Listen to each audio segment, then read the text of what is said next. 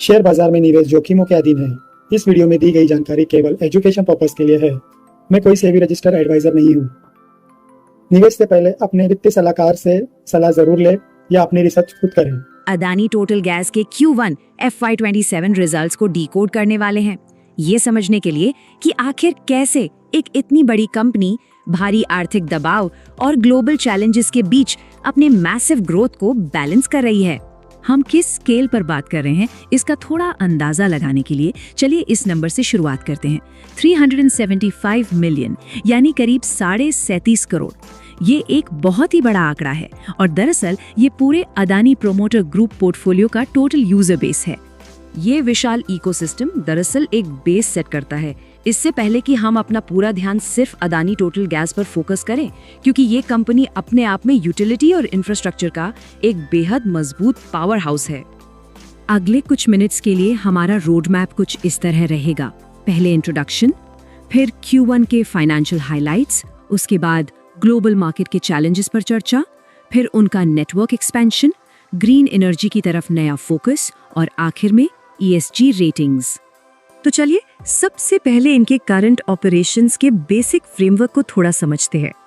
Adani total gas city gas distribution यानी CGD space का एक बड़ा टाइटन है। अगर आंकड़ों पर नजर डालें तो वर्तमान में ये भारत की 14% आबादी को कवर करते हैं। इनका नेटवर्क देश के 125 जिलों और 53 अलग अलग ज्योग्राफिकल एरियाज में फैला हुआ है। अब आते हैं फाइनेंशियल हाइलाइट्स पर। यहाँ जो टॉप लाइन ग्रोथ हुई है वो तुरंत ध्यान खींचती है। यहाँ देखा जा सकता है कि इनका स्टैंडअलोन रेवेन्यू 1500 करोड़ रुपए से जंप करके सीधा 1910 करोड़ रुपए हो गया है। ये पिछले साल के मुकाबले 27% की जबरदस्त वृद्धि है, जो एक बहुत ही स्ट्रॉन्ग ऑपरेशनल परफॉर्मेंस दिखाती है। लेकिन ठहरिए, ये स्ट्रॉन्ग रेवेन्यू तो बस आधी कहानी है। असली बात तो तब समझ आती है जब हम इन बाहरी दबावों और ग्लोबल चैलेंजेस को समझते हैं जिनका इस क्वार्टर में सामना करना पड़ा।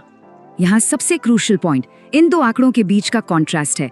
एक तरफ 27% रेवेन्यू ग्रोथ है और ठीक उसी वक्त नेचुरल गैस खरीदने की लागत में 39% का भारी उछाल आया।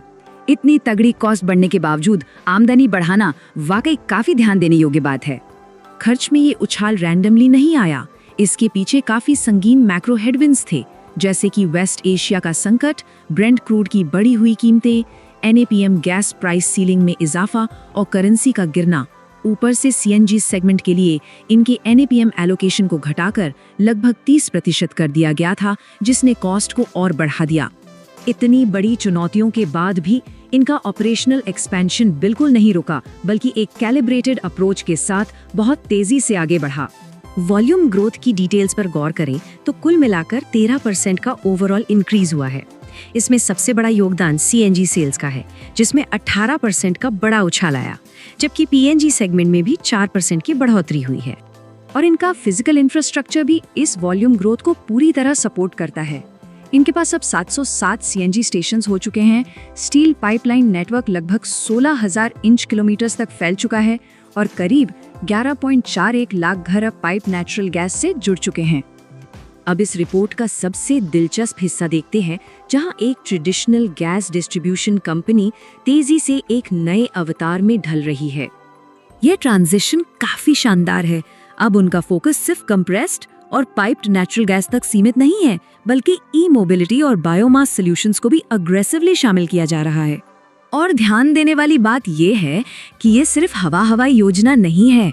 इन्होंने एक्चुअली 26 राज्यों और 226 शहरों में 5,306 EV चार्ज पॉइंट्स पहले ही स्थापित करके अपने ऑपरेशंस को बढ़ा लिया है।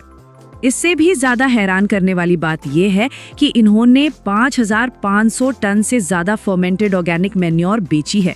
इनका ब्रांडेड हरित अमृत ऑर्गेनिक फर्टिलाइजर, जो नर्सरी सेगमेंट के लिए है, उसने पिछले साल के मुकाबले 8 गुना ग्रोथ दर्ज की है। ये सब कुछ इनकी Q1 स्ट्रैटेजी के आखिरी पिलर को और मजबूत बनाता है, और वो है एनवायरमेंटल, सोशल और गवर्नेंस मैट्रिक्स पर इनका स्ट्रॉन्ग फोकस। सस्टेनेबिलिटी के प्रति इनका ये कमिटमेंट अपग्रेडेड ESG रेटिंग्स में बिल्कुल साफ झलकता है। CareEdge का स्कोर अब बढ़कर 84 हो गया है और क्रिसिल का 66, जो इन्हें अपने पूरे प्योर ग्रुप में सबसे बेहतरीन परफॉर्मिंग कंपनीज की लिस्ट में ला खड़ा करता है। जैसा कि कंपनी के सीईओ संजय पंडिता ने भी यहाँ पॉइंट आउट किया है, भविष्य का पूरा ध्यान एक अनुशासित नेटवर्क एक्सपेंशन, डिजिटल इनेबलमेंट और एक बेहद comprehensive clean energy ecosystem develop करके सस्टेनेबल ग्रोथ हासिल करने पर ही रहेगा।